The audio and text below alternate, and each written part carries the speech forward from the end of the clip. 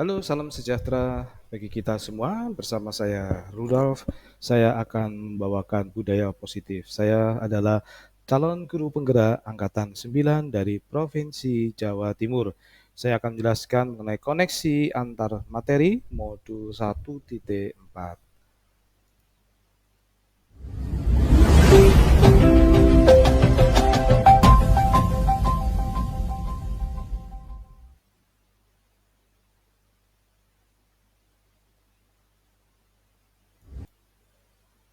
Di dalam modul ini saya akan membagi pemahaman saya terkait materi-materi yang telah saya pelajari dari modul 1.1 hingga 1.4. Kesimpulan saya dalam peran saya menciptakan budaya positif di sekolah. Di dalam budaya positif ini, saya mendasarkan pada disiplin positif dan nilai-nilai universal, teori motivasi, keyakinan kelas, kebutuhan dasar manusia dan berkualitas, serta restitusi. Yang pertama, disiplin positif dan nilai-nilai universal. Disiplin berarti semua orang bisa bertanggung jawab terhadap apa yang dilakukannya karena mereka mendasarkan tindakan mereka pada nilai-nilai kebajikan universal. Dan sebagai pendidik, tujuan kita adalah menciptakan anak-anak yang memiliki disiplin diri sehingga mereka bisa berperilaku dengan mengacu pada nilai-nilai kebajikan universal dan memiliki motivasi intrinsik bukan ekstrinsik. Kedua, teori motivasi. Di dalam bukunya Dean Gosen, yaitu Restructuring School Discipline, menyatakan ada 3 motivasi perilaku manusia. Yang pertama, untuk menghindari ketidaknyamanan atau hukuman. Kedua, untuk mendapatkan imbalan atau penghargaan dari orang lain. Ketiga, untuk menjadi orang yang mereka inginkan dan menghargai diri sendiri dengan nilai-nilai yang mereka percaya. Ketiga, keyakinan kelas. Di nilai-nilai keselamatan atau kesehatan inilah yang kita sebut sebagai suatu keyakinan, yaitu nilai-nilai kebajikan universal yang disepakati secara tersirat maupun tersurat, lepas dari latar belakang suku, negara, bahasa, maupun agama. Nilai-nilai kebajikan bahwa menekankan pada keyakinan seseorang akan lebih memotivasi seseorang dari dalam, akan lebih tergerak dan bersemangat untuk menjalankan keyakinannya daripada hanya sekedar mengikuti serangkaian peraturan tertulis tanpa makna.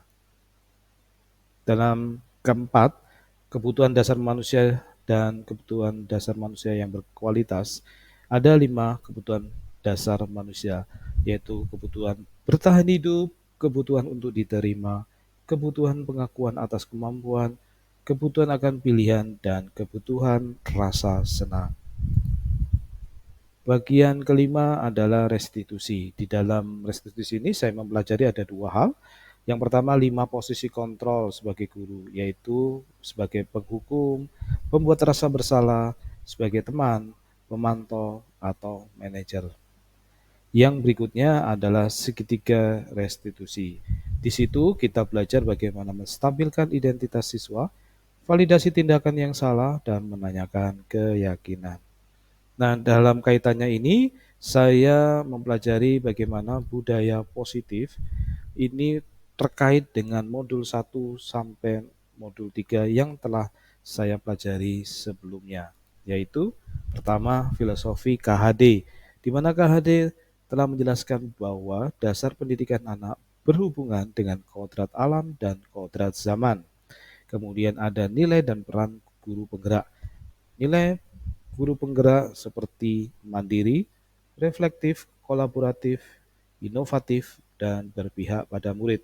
Sedangkan peran guru penggerak menjadi pemimpin pembelajaran, menggerakkan komunitas praktisi, menjadi coach bagi guru lain, mendorong kolaborasi antar guru, dan mewujudkan kepemimpinan murid. Dan hal ini pula yang mendorong menjadikan visi guru penggerak. Visi itu bagaikan membayangkan sebuah lukisan lengkap pada kanvas yang masih kosong. Visi juga dapat diibaratkan sebagai bintang penunjuk arah yang memandu penjelajah untuk mencapai tujuannya. Visi memang belum terjadi saat ini, namun begitu kuat kita inginkan untuk terwujud di masa depan. Di dalam refleksi, apa yang telah saya pelajari, dalam refleksi pemahaman ini, saya menjawab pertanyaan-pertanyaan seperti sejauh mana pemahaman Anda tentang konsep-konsep inti yang telah Anda pelajari di modul ini. Adakah hal-hal yang menarik untuk Anda dan di luar dugaan? Nah, untuk menjawab ini, yang pertama kembali ke yang teori yang telah kita pelajari. Yang pertama, disiplin positif dan nilai-nilai universal. Kemudian teori motivasi, kemudian ada keyakinan kelas, ada kebutuhan dasar manusia dan berkualitas, dan 5 posisi kontrol, serta ada segitiga restitusi, di mana beberapa hal tersebut di atas telah mempengaruhi saya dan saya menyadari bahwa ini semua sangat diperlukan di dalam pemahaman saya untuk membagikan hal ini kepada rekan-rekan sejawat sehingga pemahaman saya terkait teori manusia, teori motivasi, dan yang telah kami pelajari dapat bermanfaat buat kita semua. Demikianlah koneksi antar modul 1.4 yang telah saya pahami. Semoga bermanfaat dan sampai jumpa di video-video saya berikutnya. Salam sehat dan bahagia.